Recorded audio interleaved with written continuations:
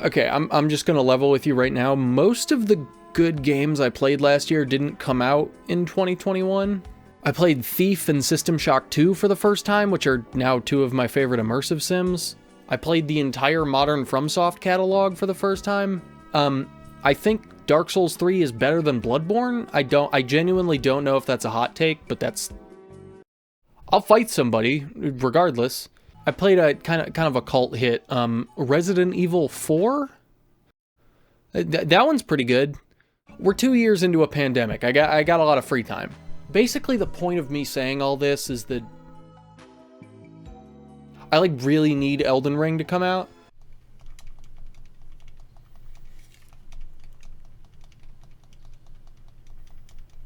It's a good game. But also, I want to structure the video a little differently this year. Instead of just doing honorable mentions and then the top 10, I want to break it down into categories so I can talk about the specific strengths of games that maybe didn't make the top 10. Anyways, that's enough preamble. Time to sit back, maybe grab a snack, grab a drinks. It's time for Game of the Year 2021.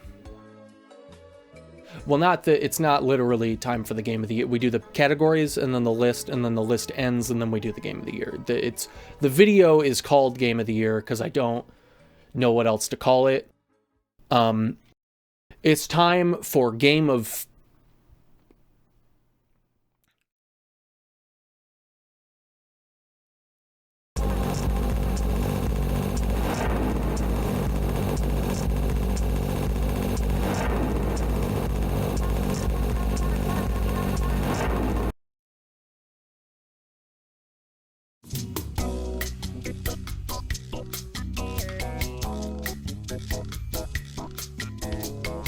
There were a lot of games that came out this year, and obviously I didn't finish every single one I started, so let's just run through those real quick.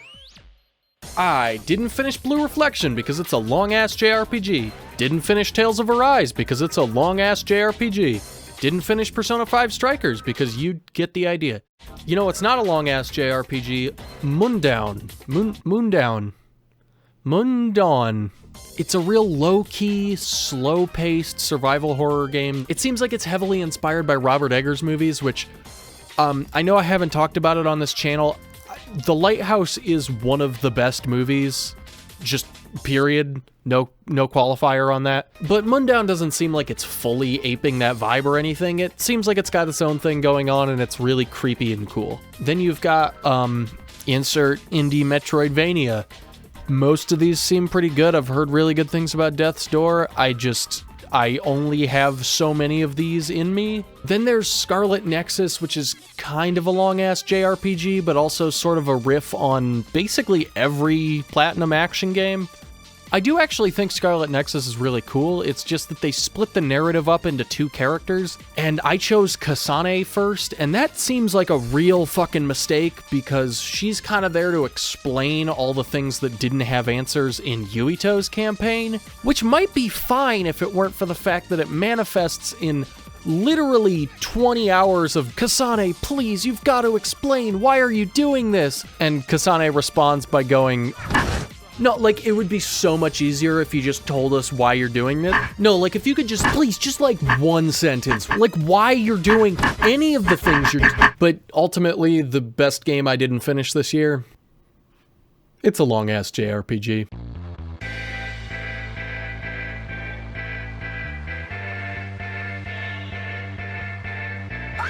SMT5 is just really, really good. Good enough that I didn't feel comfortable rushing through it just so I could put it in my top 10 list. The music is great, the battle system is super rewarding. Progression feels good in this game in a way that just numbers going up doesn't really capture for me.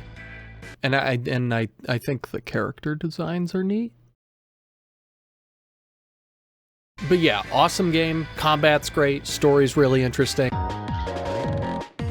I'll be honest, I thought I had this one locked down pretty early in the year, because Scarlet Nexus's soundtrack is fucking nuts.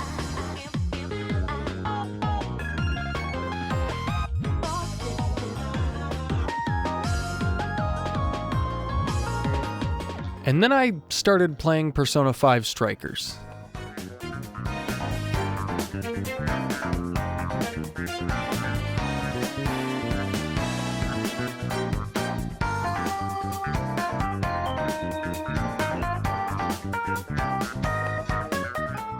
And that's not to imply that Scarlet Nexus isn't also good at chill shop music, because they pull that off really well too.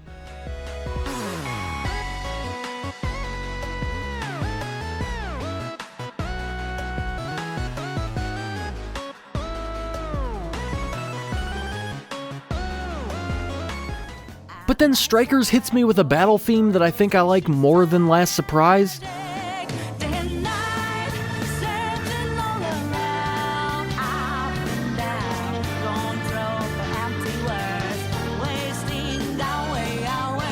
And then Scarlet Nexus is over here like, okay, motherfucker, guess what? We got dynamic battle music, and it sounds like this.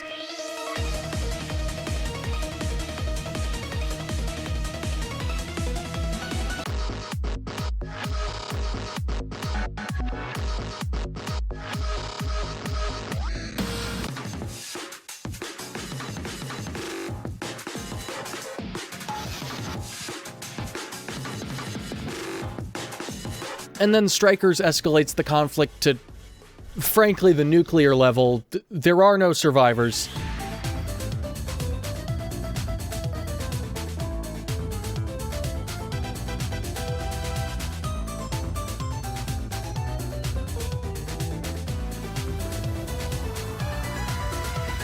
Yeah, so that's like they just put a Jake Kaufman track in that game. And then I started thinking about all the other music that came out this year, and honestly, it's been a really good year for game music. No More Heroes 3 is composed by a drummer, so you know it's good shit.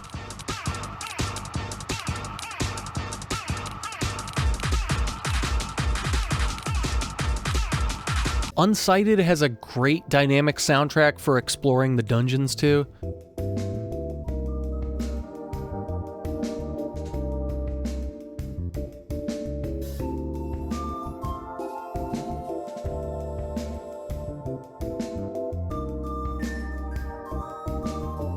And SMT5's atmospheric soundtrack is incredibly sick.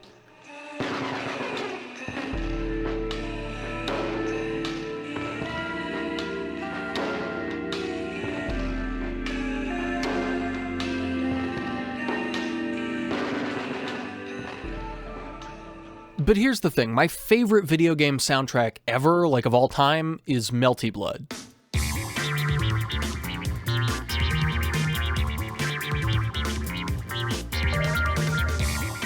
It would take way too long for this video to fully explain how incredible that soundtrack is, but it just does this incredible job of mixing all these different genres while still feeling super cohesive.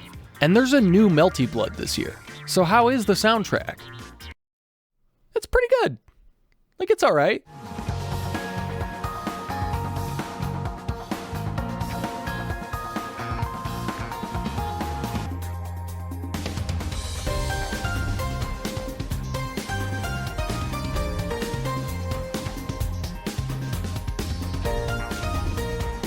The vibe of the original is actually way more prevalent in this soundtrack than I was expecting, but unfortunately most of the songs that I really like are for the menus.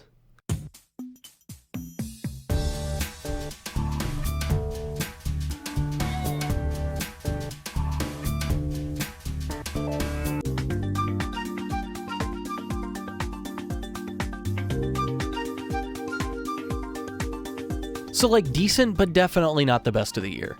It's just a shame because fighting games can obviously have really good soundtracks. Actually, now that I mention that,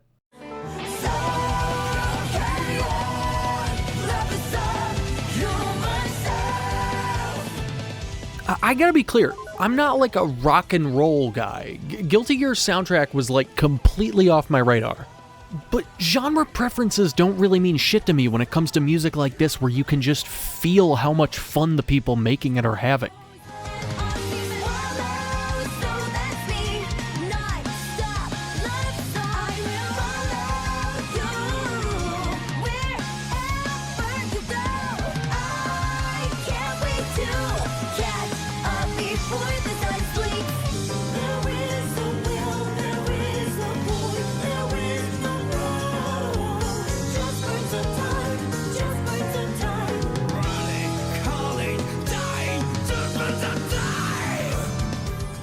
Really, I could pick this bass just off the lyrics alone. They speak to me on a deep level.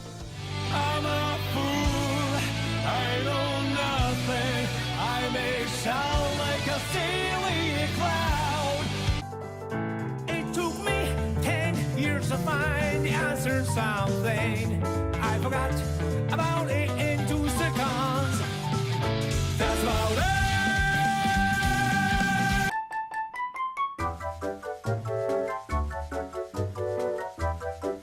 Let me just, yeah, there we go. Graphics.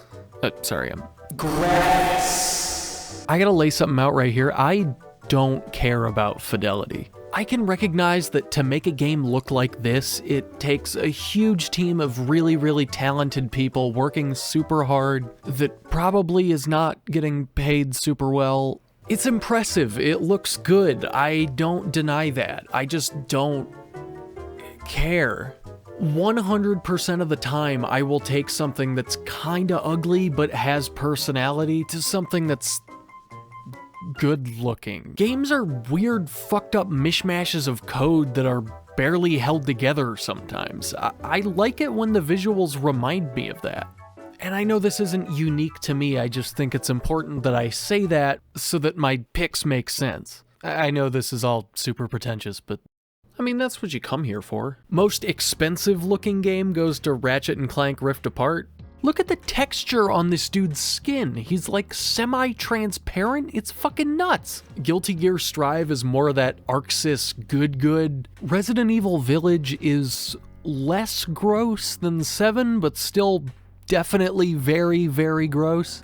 Wonder Labyrinth and Unsighted are both kind of tied for me in terms of really satisfying, crunchy pixel animation. And Forza Horizon 5, I mean, those cars are very fuckable. But overall, I kind of knew my winner the first time I saw it.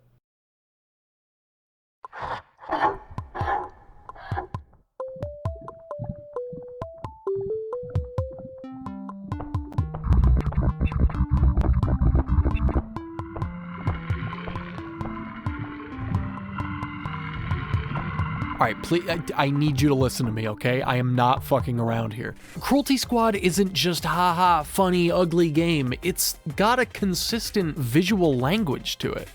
Everything it does wrong is so specific and so laser guided that you can tell there's a lot of genuine skill behind it. Whether it's color combinations, or font choices, or even just the amount of on-screen space that's taken up by certain parts of the HUD, the worlds aren't just laid out in nonsensical fashion because it's funny. It actually makes it super easy to remember where you've come from and where you're going. None of this is just half-assed post-irony. This is a legitimate artistic statement, and I respect the hell out of it for that. I'm gonna be real, if this game was just an animated GIF of the life indicator, it would still probably win this. But the fact that it's a simultaneously kind of beautiful and also hilariously blunt portrayal of the mental state of someone working a minimum wage job, that's a nice bonus.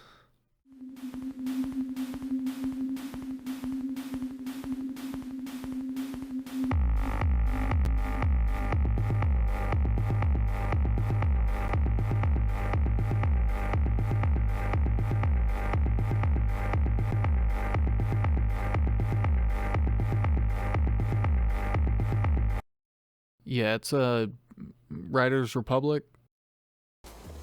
That's fine. Like, it's okay.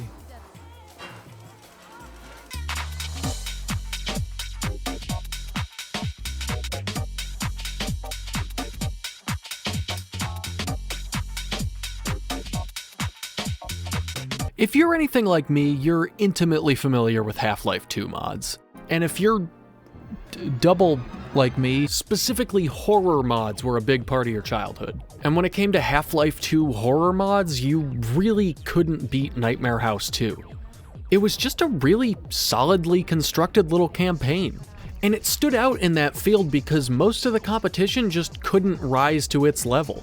But the standards for free horror games back then were a little different than they are now. So when the same developers come back 11 years later with a full-ass game, I was skeptical. how is it gonna stack up to the current ocean of first-person survival horror games? But they kind of fucking nailed it. InSound Mind really benefits from keeping it simple. Sure, some of the writing's kind of cringy. As he climbed higher and higher in the sky, do you think Icarus contemplated how weird a person he was? Why can't he just be normal? Do you think his parents pushed him to be a lawyer? To be a doctor? Like your parents did? But they're really good at making puzzles. They know how to make, like, Valve puzzles. It's kind of crazy. Valve, like the studio, not the... I mean, there's those too, but... And they're always changing things up just enough so that it stays compelling without ever running the risk of becoming disjointed. It's just a solid-ass game. It sort of is just a Half-Life 2 mod, which I'm okay with. Maybe just hit the mute button anytime this guy starts talking.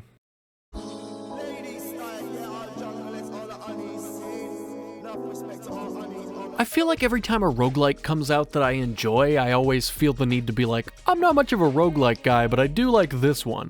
And I don't think I could keep saying that. Maybe I just like roguelikes. But Returnal is one of the friendly ones. Honestly, before I saw gameplay, I didn't know it was by Housemarque, but you take one look at the combat and it's pretty immediately apparent that it's by people who make shmups. The adrenaline system that knocks the wind out of you every time you get hit is demonic, and I love it. And I also just really like getting to play Annihilation, the video game. But it really is that slick, stylish presentation that blends gameplay and cutscene together seamlessly that carries this thing. It does have maybe the stupidest name of any game that came out this year, but I guess legally I do have to support that.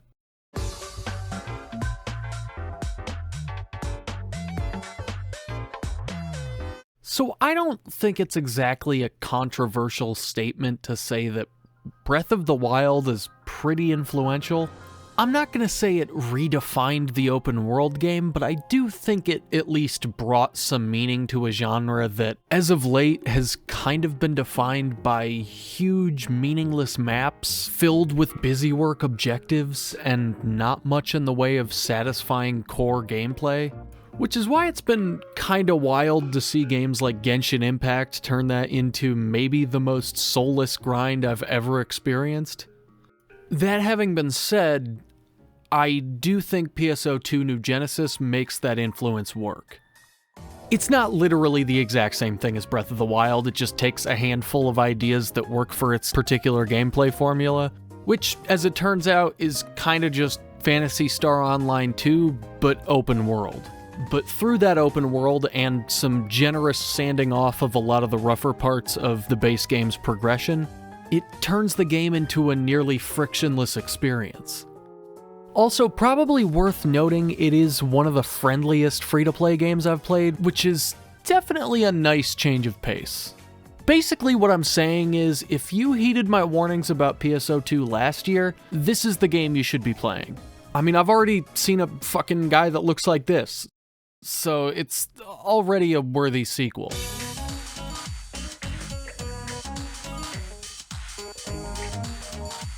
Hitman 3, like Hitman 2 before it, is it's more Hitman. Which, I mean, that does make it better than about 75% of the games that came out this year, but this is also like a really good Hitman. It feels like they really nailed down what works about this gameplay formula, and now they're just flexing on everybody by putting together the best levels they've ever done. It's easy to say that a lot of them rely on gimmicks, but the gimmicks add a lot of depth. None of them feel even remotely out of place. The story's also better than it has any right to be, but most importantly, they have a German rave level. So it's pretty good.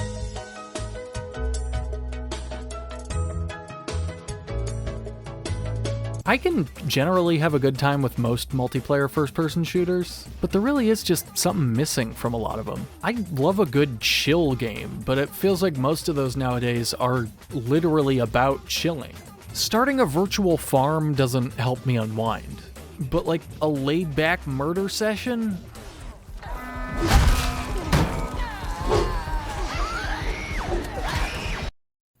That's the good shit. Chivalry 2 brings back the feeling of just hanging out on a TF2 server for hours. I haven't really had a bad experience with the community yet. Everybody's just there to fuck around and have a good time.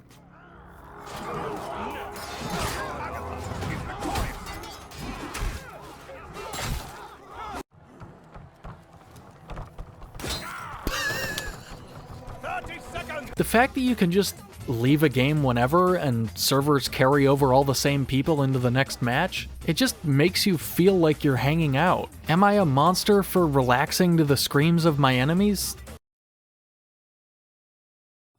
Chivalry 2 is the feel-good game of the year for me. Just hang out, put a YouTube video on the other monitor, throw rocks from a strategic position, bash a guy's head in, cut a guy's arm off and watch him limp towards you while he tries to beat you to death with the last of his strength.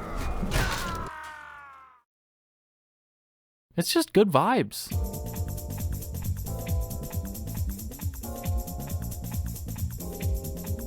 I feel like every new fighting game that comes out is like, finally, we've developed an accessible fighter. And even when they pull that off, I don't know that most of those really appeal to why I like casually playing fighting games. Because it's not just about being able to understand all the mechanics or do easy combos. To me, it's more about making low-level play fun and rewarding. I can't really get into Tekken, but you know why I've tried to like 20 times? What's gonna happen right now? Knee looking for this opportunity. I'm holding my breath. Oh! They trade blows. Oh man, that was a crazy trade. Because that game's hype as fuck, and that's where Guilty Gear Strive comes in. I can't really get a read on whether or not people like this game. I feel like people bitch about it all the time, but they also still play it.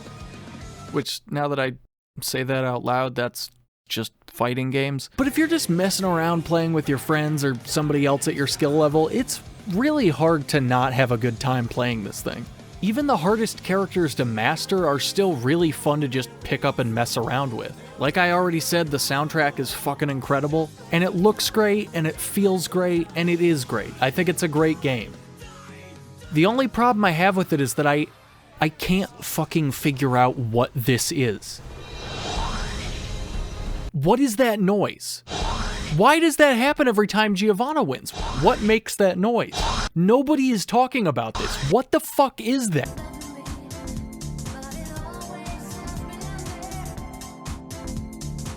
Like I said earlier, I played Resident Evil 4 for the first time this year, and a big part of that is because before Resident Evil 8 came out, they claimed it was heavily inspired by 4. And hey, I can see it. Not only do I think it's a great Resident Evil game, I think it's the best one they've put out since 4. That mix of action and horror is a great direction for the series to go. And I know I'm a broken record with the whole stupid things are good shit, but this game is like they took that and made it their mission statement.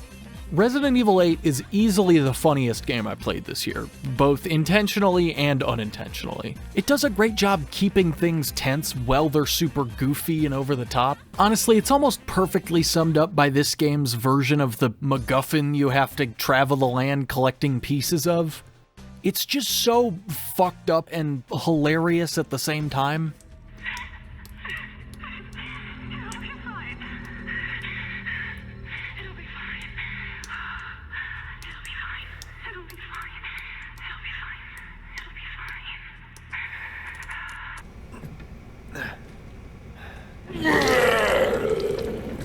Mother Miranda, if it's for you, I'd do anything. I'll just be taking this. And speaking of which, breaking the game up into chapters like that is a great way to keep the story interesting. The fact that all the mommy GF shit that they advertised for months up to this game's release is only like a couple hours and then they start doing all sorts of other shit, it's super brave. It's the first survival horror game in a long time that made me want to start a new playthrough the second I was done. But honestly, the biggest surprise for me was just how great of a protagonist Ethan is. Like, he's the himbo representation we need. What's so funny? You're stupid. There were a couple times in 7 where he had a goofy one-liner after beating a boss or something. Well, that's special. But this game leans so hard into the idea that this guy is just a fucking brainlet. Eat shit. I love it.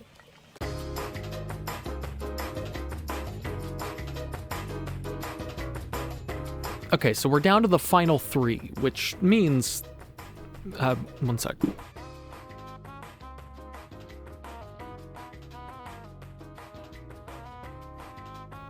Look, it's cold outside, okay? You know, for a series that makes up one half of one of the most commonly used terms in video games right now, there's a lot of aspects of Metroid that don't necessarily get their due.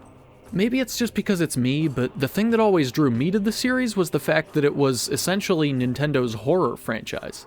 The opening cutscene of Super Metroid, the first couple hours of Metroid Prime 2, that stuff scared the shit out of me as a kid.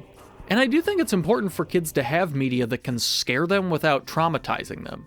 It's a way of drawing the eyes of a new generation to the genre. It's why Krampus is one of the best horror movies of the last decade, even though nobody talks about it. And as long as I'm giving Metroid horror props, you kinda can't discount Fusion.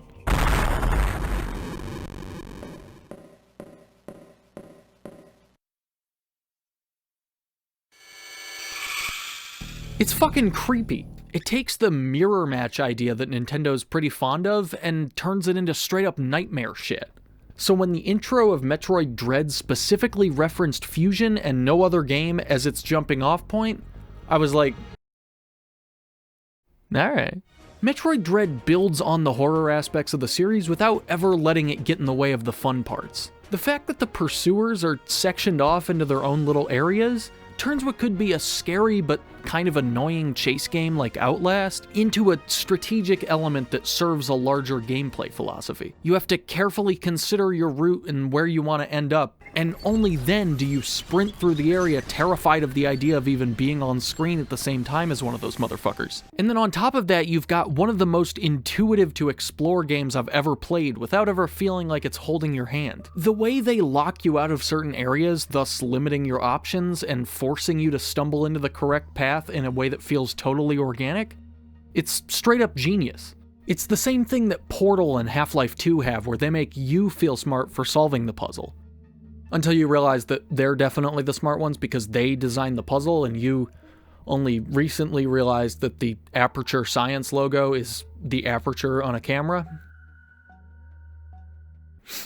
I'm really smart, by the way. Another thing about Metroid Dread that's great, that plenty of people have already mentioned, is how well they do Samus in this game. It almost feels like the anti-Other M, which is even funnier when you think about how much the animations in this game are reminiscent of that. They clearly took notes from the Doomslayer's characterization, and it really fucking works. Also, her suit is easily the sickest it's ever been, to the point that I genuinely didn't mind the long loading screens because I could just stare at her suit the whole time.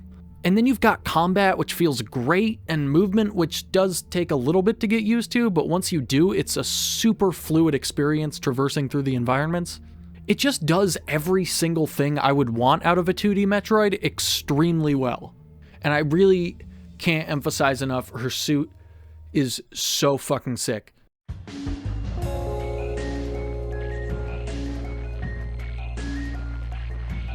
Okay, so hear me out. Top-down, Zelda-like, Souls-like, Metroidvania, with pixel art in a cyberpunk setting. I know what you're thinking. Does a game like that even exist?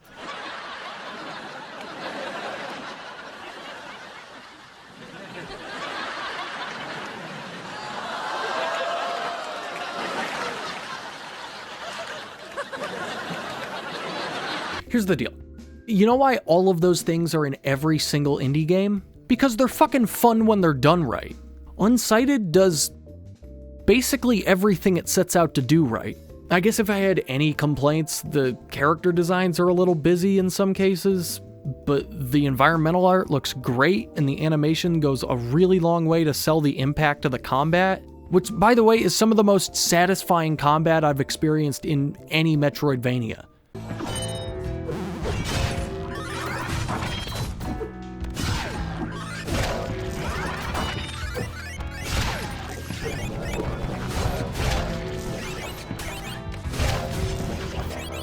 There's not a million weapon types like some of its peers, but they nail the feel by focusing in on a couple of them.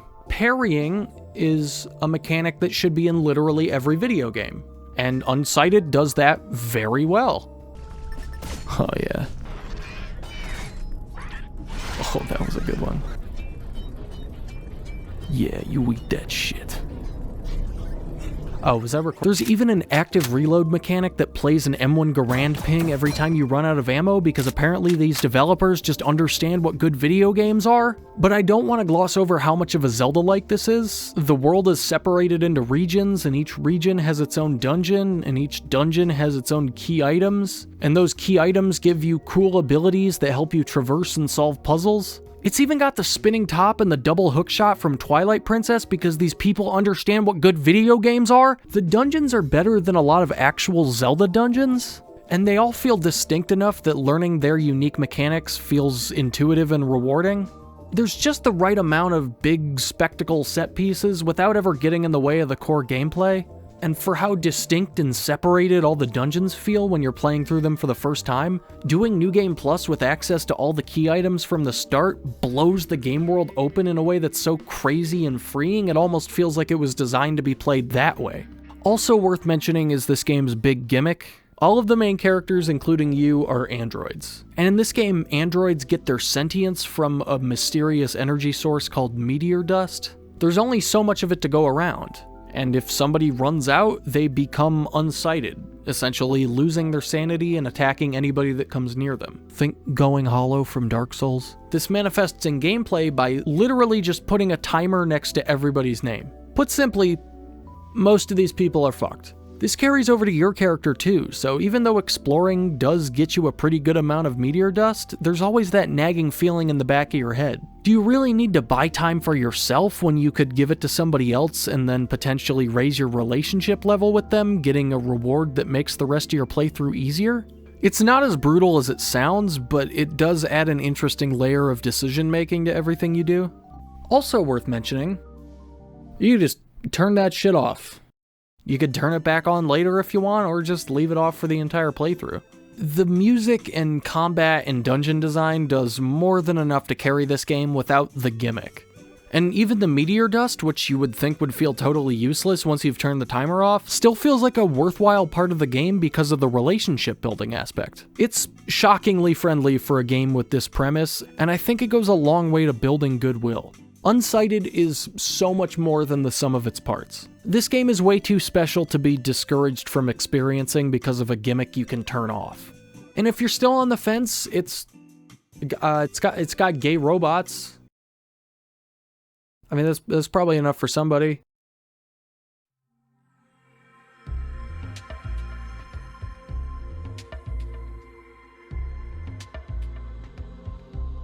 We're 2 years into a pandemic. I got a lot of free time.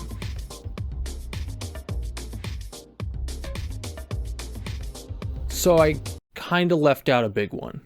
So I've mentioned before that first-person shooters are my favorite games. A lot of that's because I grew up playing them, but what's important to note is that those were all PC shooters. Sure, I played like Call of Duty sometimes on console with my friends, but Fear, Half-Life 2, Brutal Doom, Team Fortress 2, Left 4 Dead, those were the games that shaped what I expect from a first-person shooter, which left me with a pretty significant blind spot up until 2021.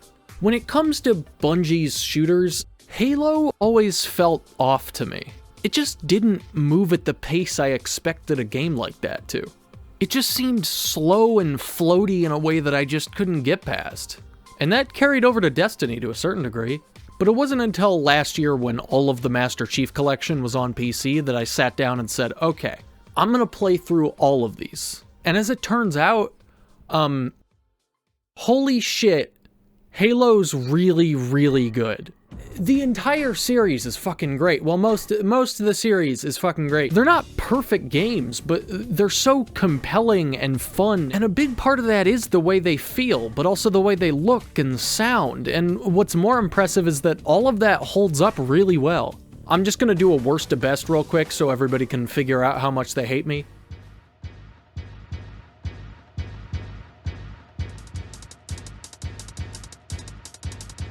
I mean, Do I really need to, like... It's just not a good game. In fact, it's actually the only game in the series I would say is a bad video game. Listen, Halo 1 is really impressive. Maybe the biggest word I would use for this game is inconsistent. When it's good, it's really, really good. But some of the levels, especially in the latter half, just don't... They're not good. The wildest thing is that none of the issues I have with this game have anything to do with age. It still feels better to play than a lot of modern shooters.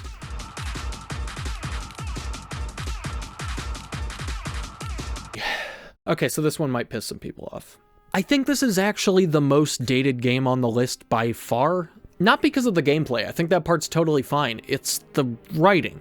It's very clearly from a time where quippy, Joss Whedon-ass dialogue wasn't every single fucking media property's default setting. My vote, hold up, wait for backup.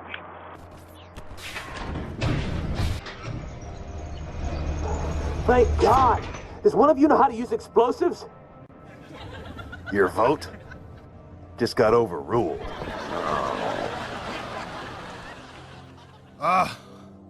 Lord, I didn't train to be a pilot.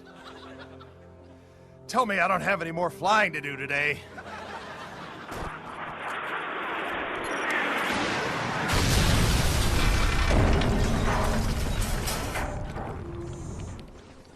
So, was that a yes or a no?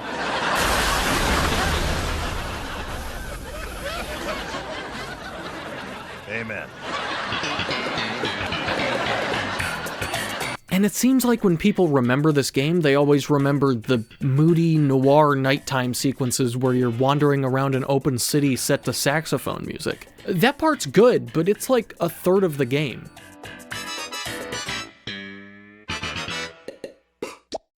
I feel like people kind of softened up on Halo 4 after 5 came out, and I'm glad to hear that, because I think it's actually really good. The lore aspect is definitely weaker than any of the Bungie games, but the small-scale, intimate storytelling, especially Cortana's narrative, is some of the best shit in the series. I think it feels really good to play, and I think most of the levels are pretty solid. Lasky and Master Chief are my gay dads.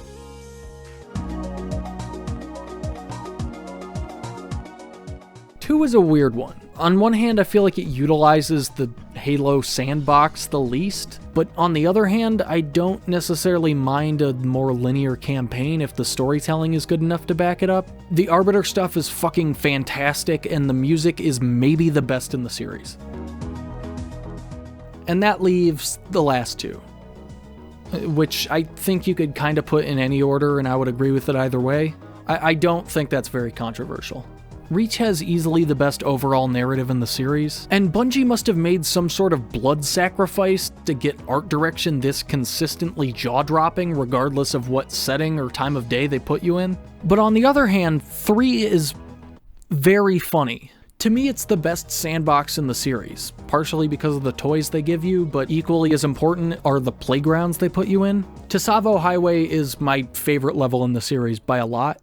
This is easily one of my new favorite game series of all time, and that's just based on the campaigns alone. I could never get super into the multiplayer, but when you think about how incredible the single-player offering is, then tack on the fact that you can play every single game in co-op, and then on top of that, you've got the multiplayer, which is just as well thought out, and in some games more so. It's not exactly surprising that these games set the world on fire, which makes it even more amazing that I was able to play them all for the first time so recently. I don't have any nostalgia for these games, but clearly they're good enough that you don't need to.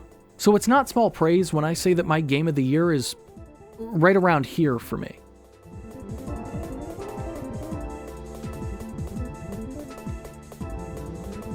It's really funny thinking back to how my biggest apprehension with this series was how it felt, because Halo Infinite is one of the best feeling games I've ever played. I know video game grappling hooks are a meme or whatever, but there's really no way to overstate how much it does for Infinite. The way it lets you maneuver around the battlefield and keep yourself in the action at all times, it makes you feel like you're playing the opening cutscene from 5. Contact!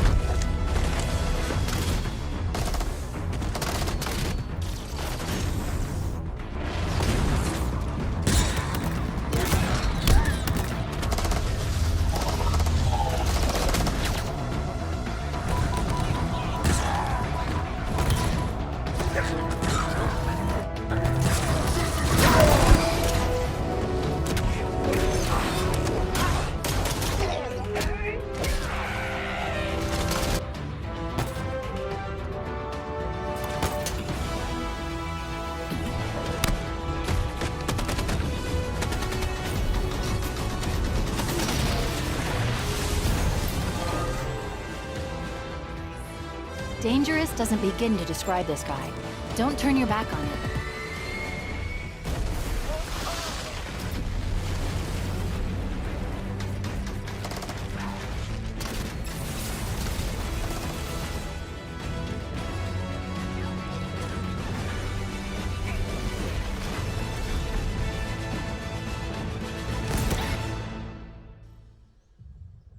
Target and crew eliminated. Life on this ring just got a little safer for the UNSC. The open world isn't exactly as big of an innovation as you might think it would be. It's basically just a bunch of Halo levels strung together, but I think that's probably for the best. I don't want modern-day bloated open world design in Halo.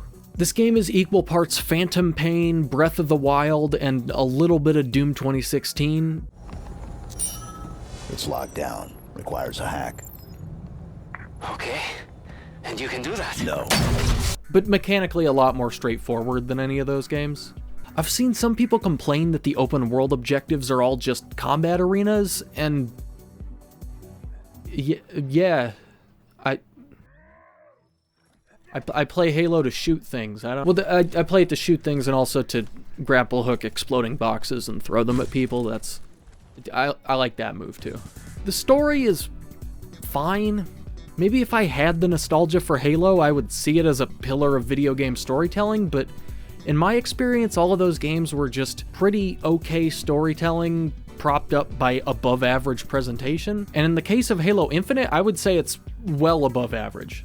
I didn't notice until halfway through the game that all the cutscenes are one continuous shot, which is how you know it's a good implementation of that gimmick and not an obnoxious one. And in general, the cinematography in this game is kind of fucking nuts. Seriously, they do incredibly dynamic visual storytelling for something that's all one shot. The music does borrow from the old games, but the new stuff fits right in, and it all just reinforces how much of a return to form Halo Infinite is. That goes for the graphics too. It feels like a really solid combination of the toy look from Halo 3 with just a little pinch of that Halo Reach dirt. It's simple, but that's what I like about it. It's definitely better than whatever the fuck that is. Then you've got the multiplayer, which has had its ups and downs. I don't want to minimize people's issues with it because I do think there are legitimate complaints to be had, especially when you consider, like, progression is something that literally every shooter since Modern Warfare has figured out. But honestly, the way people have made such a big deal out of it kind of just reminded me how little I give a shit about stuff like that. It's easily my favorite multiplayer in the series for how it combines classic arena shooters with modern sensibilities and prioritizes pinpoint accuracy. Obviously, it's got that incredible game feel going for it, and ever since they added Fiesta as a permanent mode, I'm good. I don't need anything else. It's my favorite podcast game of the year by a lot, because it's just so easy to slip into a groove. So is Halo Infinite a perfect game? Yes, but honestly, I would say it's one of the more flawed games on this top 10 list. It manages to fuck up a battle pass, there's exactly 2 different environments in the campaign, and speaking of the campaign, it's fucking crazy that they've got the threat sensor and the dodge, but not the repulsor, but it's just really, really, really fun. Like, that's it. I know that's basic, but that's all I need. It's the most fun I had playing a game this year. It's the most fun I've had playing a shooter in a few years. So that, finally, is Game of the Year. This one took a while. I've had a few different video ideas in the past few months that I've made different levels of progress on, but hopefully it won't be too long before the next one. Regardless, even if it is February, Happy New Year, I guess. And if there's any note that I could leave 2021 on, Did you see the Review Starlight movie? Because that shit was, like, the best thing I've ever seen. It's like, if you had asked me before, right, I would have said Review Starlight definitely doesn't need a movie or a second season or anything like that, right? Like, it's a complete show. Like, if you just said on paper, right, hey, this movie based on this show that you really, really like, it's basically just a retread of all the same character arcs over again, I would say that sounds like shit, but somehow they made it better than the show itself, to the point that I would say just watch the show so that you can watch the movie. Like, it's that fucking good. The music in it is insane. It's like the review with Mahiru and Atari is like one of the best things I've ever seen. And I know people who are like, oh, it's, you know, new Starlight, it's fine, but it's just kind of like Diet Utena, and like, just, I get it, I understand. You watch this movie. It's like the tomato stuff is so good that I don't even want to say what it is. This movie has me hyped about tomatoes. It's just like, the whole thing is just like,